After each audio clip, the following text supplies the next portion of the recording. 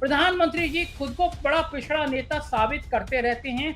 हालांकि गुजरात में उनकी जाति पहले पिछड़ी जाति नहीं थी। लेकिन सवाल यह है कि सत्ता में जब भागीदारी की बात आती है तो किसी को भी ये पिछड़े और ये दलित याद नहीं आते। पिछड़ी और दलित जातियों के अंदर चेतना का विकास हो रहा है। वो पूछ रहे हैं कि आखिर हमारा हक कहाँ है।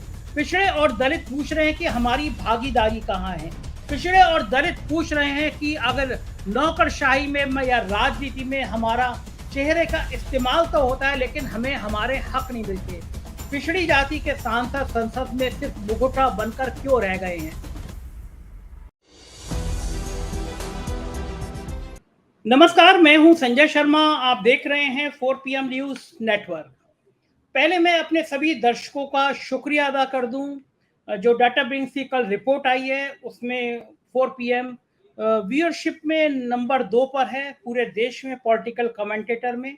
और जो व्यू बढ़ने का परसेंटेज दिखाएंगे अगर देखा जाए तो उसमें 4 PM देश में सबसे आगे है। देश के जितने पॉलिटिकल कमेंटेटर हैं उसमें सबसे ज़्यादा सब्सक्राइबर हमारे बढ़े हैं, सबसे ज़्यादा व्यूअरशिप का परसेंटेज हमारा बढ़ा है। ये सब आपके प्यार के कारण संभव हुआ है। एक रिक्वेस्ट है आपसे कि इसके नीचे एक ज्वाइन बटन है, उसको दबा के थोड़ी मदद कीजिएगा, सहयोग करिएगा, सब्सक्राइबर बनिएगा 4 PM के। और बात शुरू करते हैं इस देश के आम आदमी से। आम आदमी मतलब जो सुबह निकलता है, मजदूरी करता है, घर वापस आता है, या वो आम मध्यम वर्गीय आदमी जो दिन भर दफ्तर पे खपता है, वापस वापस घर आ जाता है, या वो मजदूर, वो रिक्शे वाला, वो कुली, वो खाना पहुंचाने वाला, इस तरह के तमाम लोग हैं। इस तरह के देश में करोड़ों लोग हैं जो सुबह उठते हैं, दिन भर काम करते हैं और शाम को घर वापस आ जाते हैं। उनके हितों की बात करने वाला कोई राजनेता नहीं होता है। आमतौर पर जब मंचों पे भाषण दिए जाते हैं तो इसी आम आदमी की, इसी गरीब आदमी की बात होती है, क्योंकि बड़ा वोट बैंक यही है। लेकिन दुर्भाग्य है कि जब सत्ता में भागीदारी का मतलब होता है तो लोग इसको भूल जाते हैं। कोई राजनेता इससे मिलने नहीं आता, कोई राजनेता इससे बात करने नहीं आता। देखिए, भारत जोड़ो यात्रा के बाद राहुल गांधी ने महसूस किया कि जिस तरह पंडित जवाहरलाल नेहरू ने डिस्कवरी ऑफ इंडिया लिखी थी, जिसमें भारत का जिक्र किया था, भारत की आत्मा का जिक्र किया था, तब राहुल गांधी ने भी समझा कि इस देश का असली भाग विधाता तो यही आम आदमी है जो अपने खून पसीने से मेहनत करता है, देश को सजोता है, देश को संवारता है। तो किसी बड़े उन नेताओं की तरह नहीं जो स्कूल के बच्चों से मिलते हैं और बीच में कटीले तार लगवा लेते हैं। राहुल गांधी देश के वो पहले राजनीतिक परिवार, जो मैं कहूं इन कड़वे शब्दों में एक तरह का राजा के रूप में जो इंसान पैदा हुआ, लेकिन फिर वो एक टी शर्ट में जाड़ों की कड़कड़ाती ठंड में कन्याकुमारी से कश्मीर निकल पड़ा, क्योंकि उसे भारत का दर्द महसूस करना था। उसे पता करना था कि भारत दरअसल में है क्या।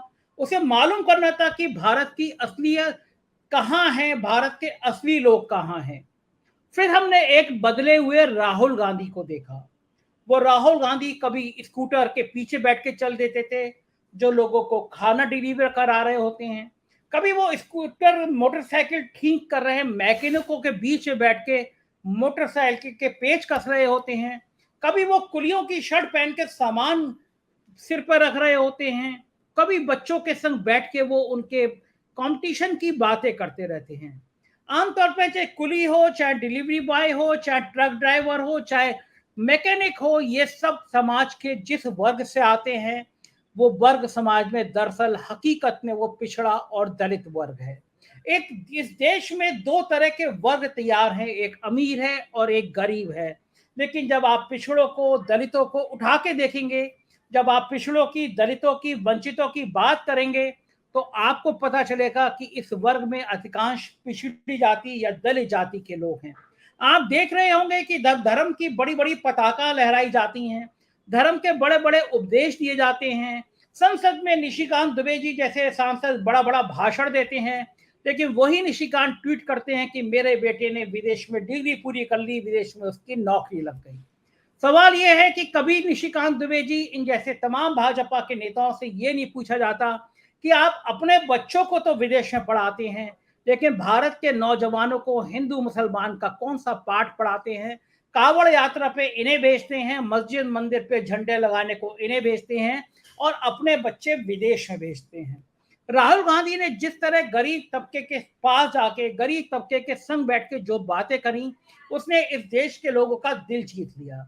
उसने इस देश के लोगों को एक स्थिति से अवगत कराया कि देश का कोई राजनेता ऐसा है जो उनके बीच का है। और जब बात पिछड़े वर्ग की आई और राहुल गांधी ने संसद में पूछा कि 90 में से सिर्फ 3 अफसर देश भर में पिछड़े क्यों हैं, राहुल गांधी ने यह भी बताया कि 95% बजट का जो हिस्सा है उसमें से खर्च करने वाले केवल 100 में से 3 पिछड़ी जाति के, बाकी सब अलग अलग जाति के। जाहिर बात है कि सत्ता हमेशा पिछड़ों और दलितों के वोट कैसे हासिल हो जाए, इसके लिए बड़े बड़े प्लान बनाती है। पिछड़ों और दलितों में बड़े बड़े संदेश भिजवाए जाते हैं। पिछड़ों और दलितों को पाठ पढ़ाया जाता है कि वही उनके हितैषी हैं। प्रधानमंत्री जी खुद को बड़ा पिछड़ा नेता साबित करते रहते हैं, हालांकि गुजरात में उनकी जाति पहले पिछड़ी जाति नहीं थी। लेकिन सवाल यह है कि सत्ता में जब भागीदारी की बात आती है तो किसी को भी ये पिछड़े और ये दलित याद नहीं आते। तब याद आता है कि सत्ता का महिमा मंडन, तब आता है ऊंची जाति के लोग। और कई विश्वविद्यालयों में अब नई परंपरा शुरू हो गई है। विश्वविद्यालय में ऊंची जाति के प्रोफेसर बैक गेट से रखे जाते हैं। उत्तर प्रदेश इसका बहुत बड़ा उदाहरण है, जहां पे कई बार इस बात का विरोध हुआ, हंगामा मचा कि उत्तर प्रदेश के विभिन्न विश्वविद्यालयों में जो प्रोफेसर्स की नियुक्ति हुई है वो सब बैक गेट से हुई है और उसमें एक ऊंची जाति का विशेष बोलबाला है। ये बात तय है कि 2024 का चुनाव मंडल बनाम कमंडल पर होगा। 2024 के चुनाव में मंडल भारी रहेगा या कमंडल, इस पे पूरे देश की निगाह है। भारतीय जनता पार्टी चाहती है कि हर हालत में देश कमंडल पर आ जाए। वो जातियों को बता रही है कि तुम जातियों में मत विभाजित हो, तुम धर्म में देखो, तुम्हारा धर्म खतरे में है। इस तरह के स्लोगन आपके और मेरे व्हाट्सएप पर आने लगे हैं।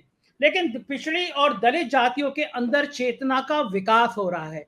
वो पूछ रहे हैं कि आखिर हमारा हक कहाँ है। पिछड़े और दलित पूछ रहे हैं कि हमारी भागीदारी कहाँ है।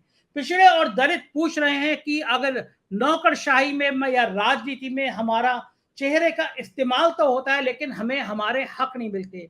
राहुल गांधी ने यह भी उठाया, चाहे मेरी पार्टी का मामला या उनकी पार्टी का मामला हो, पिछड़ी जाति के सांसद संसद में सिर्फ मुखौटा बनकर क्यों रह गए हैं।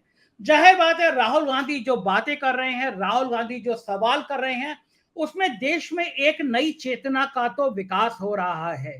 पिछड़ों को यह समझ आ रहा है कि उनके बीच का कोई नेता ऐसा है जो ऊंची जाति का है लेकिन पिछड़ों की बात कर रहा है। देश में इससे पहले अर्जुन सिंह और विश्वनाथ प्रताप सिंह को लोगों ने देखा था, उनकी राजनीति को देखा था। मंडल आयोग की रिपोर्ट इस बात की गवाह है। लेकिन एक समय के बाद, एक बहुत दशक के बाद, एक राजनेता ऐसा उनके बीच का उभर रहा है जो ऊंची जाति से ताल्लुक कर रहा है, लेकिन वो पिछड़ों को गले लगा रहा है, दलितों को गले लगा रहा है, अपनी पार्टी की भूलों को स्वीकार कर रहा है और ये कह रहा है कि देश में पिछड़ों के हक को क्यों नहीं दिया गया, क्यों नहीं अब तक उन्हें उनके हक को देने के बाद उन्हें मूल धारा में लाया गया। तो जाहिर है कि देश की राजनीति अब एक नए विमर्श से गुजर रही है और बड़ा सवाल यह है कि क्या राहुल गांधी ने अपने इस एक्शन से, अपने इस व्यवहार से, क्या दलित और पिछड़ों के बीच एक प्यार भरा संदेशा जगा दिया है।